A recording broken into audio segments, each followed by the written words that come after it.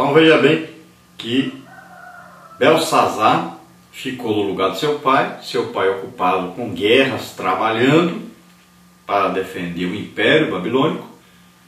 Enquanto isso, o seu filho, então, Belsazar, está reinando em Babilônia, que era a capital desse Império Babilônico, uma cidade muito grande e uma cidade muito bem fortificada, guardada, e passava dentro dela o rio Eufrates. E sobre o rio existia então uma grande grade ali protegendo para que ninguém invadisse com canoa ou com navio, ou com barco grande, alguma coisa. Então não poderia ter acesso às pessoas. Esse portão só era aberto pelo lado de dentro da cidade, por cima então dessa muralha. E todos estavam tranquilos e seguros. Então Belsazar convidou 1000 pessoas, 1000 líderes. Então acreditamos que aí não existia apenas 1000 pessoas, porque ele diz que além dessas 1000 autoridades, dessas 1000 pessoas importantes no reino ou no Império Babilônico, havia ali o que? Suas mulheres e as suas concubinas também. Então se imagina aí que pelo menos ali tinham por volta de mais de 3.000 pessoas, fora os funcionários para servi-los. Então pode-se chegar aí até 4.000 pessoas que estavam naquela festa. Então imagine aí que a liderança, os principais estavam ali ocupados. Então quando o rei já está embriagado, ele coloca para fora aquele que está dentro dele. A bebida alcoólica, ela faz isso. Ela aflora o que existe de ruim na pessoa e ela coloca para fora a sua verdadeira personalidade, que estava escondida, que estava sendo dominada, e então isso aparece publicamente. Então a bebida alcoólica faz isso. É por isso que quando a pessoa está embriagada, acontece dessa pessoa de repente se tornar um assassino, porque já estava dentro dele o desejo de matar alguém. E a bebida o ajuda, o encoraja a fazer isso. É por isso também que a bebida muitas vezes ajuda a pessoa a adulterar, ajuda a pessoa a bater o carro, matar alguém. Por quê? Essa pessoa tem instintos malignos, e quando a bebida é colocada em seu interior, ela libera esses instintos que existem. Ela libera a maldade que existe dentro da pessoa. Porque a bebida tira o domínio da pessoa sobre si. A bebida libera o que existe de ruim dentro da pessoa. E é por isso que a palavra de Deus, ela condena essa bebida alcoólica, porque tira o controle da pessoa sobre si própria.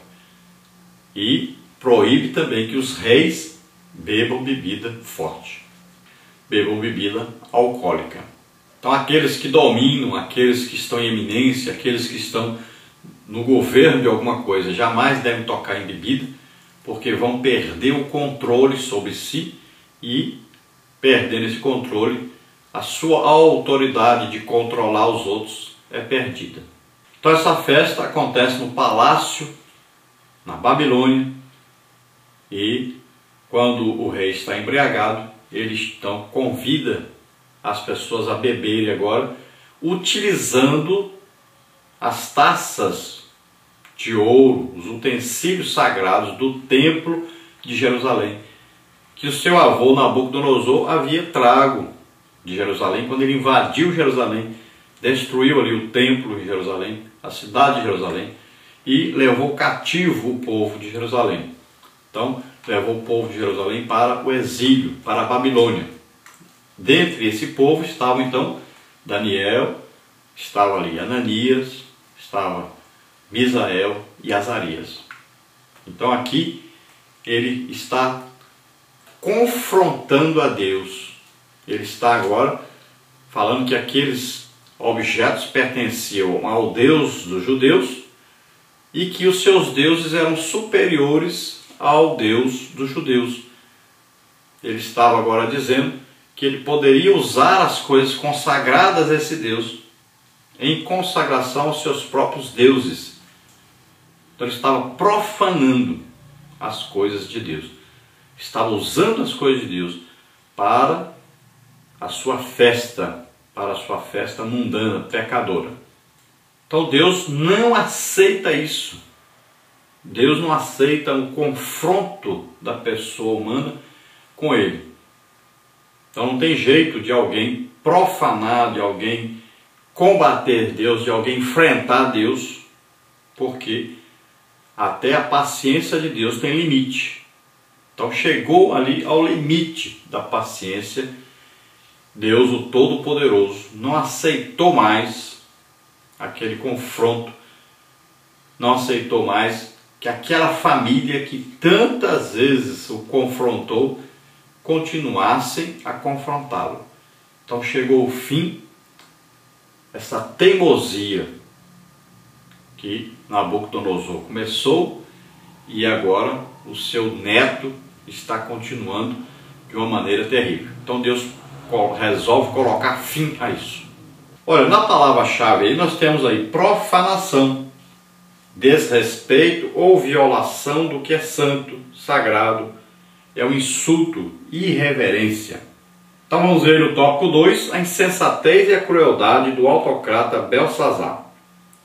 Segundo os historiadores, enquanto o pai de Belsazar, Nabonido, estava no campo de batalha para defender os interesses do reino, ele, Belsazar, divertia-se com mulheres e amigos para satisfazer as suas paixões. O festim de Belsazar era incompatível com o período de enfraquecimento do Império da Babilônia.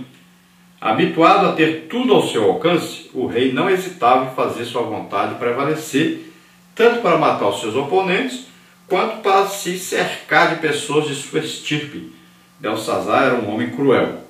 Então veja só que enquanto o rei, pai de Belsazar, o rei Nabonido, estava ocupado nas guerras, estava ocupado em defender o Império Babilônico, que já estava enfraquecido, o seu filho, Belsazar, agora vai fazer uma grande festa.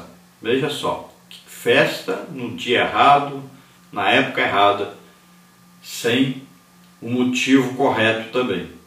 Tudo era para satisfazer suas paixões. Nós vemos aí que talvez o Belsazar queria agradar as autoridades, já querendo talvez até tomar o trono do seu pai Nabonido. Então ele queria conquistar a liderança do Império Babilônico, já pensando talvez em que seu pai estaria morto em breve numa daquelas guerras, ou pensando, quem sabe, até em um golpe, em assumir definitivamente o Império Babilônico. E ele parece que não entendia bem o que estava ocorrendo. O Império Babilônico estava enfraquecido e estava prestes a cair devido ao Império Medo-Persa.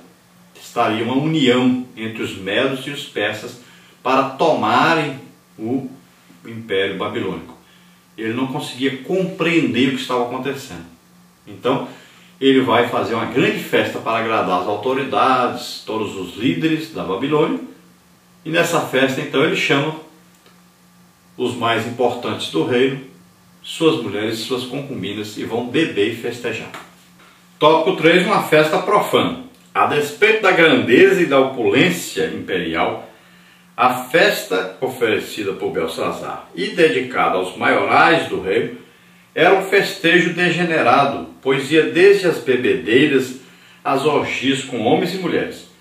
Onde a luxúria, a riqueza e a ostentação predominam, há prazeres pervertidos e maldades. Assim foi aquela festa dedicada aos deuses babilônicos. Havia a partir do palácio uma forte influência dos demônios, que confirma o que diz Paulo aos crentes coríntios.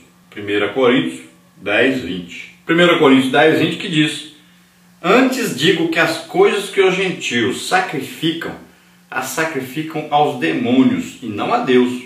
E não quero que sejais participantes com os demônios. Olha o versículo 21 diz: não podeis beber o cálice do Senhor e o cálice dos demônios. Não podeis ser participantes da mesa do Senhor e da mesa dos demônios. Então naquela festa ali havia bebedeiras, orgias, talvez sexo entre homem e homem, mulher com mulher, existia sexo entre um homem com a esposa do outro, havia de tudo. Então, festa de bebedeira, de degeneração humana. E a festa acabou passando para o lado também de religião, passou para o lado de idolatria. Então Belsazar queria provar que os seus deuses eram mais fortes do que o Deus verdadeiro, o Deus do judaísmo, o Deus dos judeus. Por isso ele usa os utensílios, profanando os utensílios e dizendo que os deuses que ele servia eram maiores do que o Deus verdadeiro. Então é um confronto, uma profanação, e Deus não aceitou isso. E nós vamos ver que Paulo fala sobre isso. Ele diz que quando as pessoas estão adorando imagens, ou estão às vezes até comendo em homenagem a uma dessas imagens, então, na verdade, eles estão consagrando essas coisas a demônios. Então olha só que coisa séria isso. Às vezes uma festa dedicada ao santo não sei quem, ao santo não sei quem. Na verdade, essas coisas que são comidas ali nessas festas são coisas consagradas, Paulo diz bem claro, a demônios. Então isso aí não tem nada a ver com Deus. Isso é uma ofensa a Deus. Então essas festas aí que são dedicadas aí a santos, né, as imagens, esculturas estão presentes. Então tudo isso Paulo diz que são coisas dedicadas a demônios, na verdade. E Deus condena todas as coisas, as imagens ou as figuras feitas em homenagem a alguém ou a alguma coisa, ou até ao próprio Deus. Ele não aceita que alguém faça nem figura, nem imagem representativa de Deus ou de qualquer outra coisa, com o motivo de prestar culto, de homenagear ou de adorar essas coisas. Porque Deus, somente Deus pode ser adorado, só Ele pode ser adorado. Só Ele deve ser glorificado. Nunca se exalta pessoas ou objetos como se fossem Deus. Parte 2. O irrevogável juízo de Deus. Tópico 1. O dedo de Deus escreve na parede. Tópico 2. A rainha lembrou-se do profeta Daniel. Tópico 3. Daniel entra na presença de Belsazar. Vamos então ver o tópico 1. O dedo de Deus escreve na parede. A resposta divina foi imediata. Deus interferiu naquela festa, escrevendo sua sentença na parede do salão, diante dos olhos de Belsazar e de todos os seus convivas. Ali o barulho das taças e dos jarros de vinhos, bem como a alegria de outrora, cessaram. De modo assombroso e assustador, estava escrita a sentença contra o rei Belsazar e o seu reino. Aquela visão demonstrava o fruto do desprezo do rei babilônico ao Deus de Israel. O reino da Babilônia foi rasgado. Fez-se um silêncio sepulcral no recinto. Então agora Deus interfere, Deus resolve mudar aquela situação. Ele já tinha aí feito de tudo para que Nabucodonosor mudasse, e agora o seu neto começa a ter aí sintomas de ficar pior ainda do que Nabucodonosor, de querer enfrentar Deus, de confrontar Deus. E Deus então resolve dar um basta nisso. Então Deus interfere naquela festa. É como Deus interferiu lá em Sodoma e Gomorra. Chegou ao ponto de Deus dizer, agora chega. Exageraram. Então chegou agora o ponto de Deus interferir naquela festa e dizer, chega. Então até agora vocês têm me esquecido, têm me desprezado, têm feito de tudo, mas chegou ao ponto agora que não dá mais para continuar, porque vocês chegaram ao máximo. E o máximo é quando vocês me confrontam. É quando vocês decidem agora resistir a mim. Não é mais ao meu povo, mas agora é diretamente comigo. Estavam ali blasfemando contra o Espírito Santo. Belsazar liderou então uma rebelião agora, quando ele utiliza as coisas santas, consagradas, as coisas que eram de Deus, numa festa pagã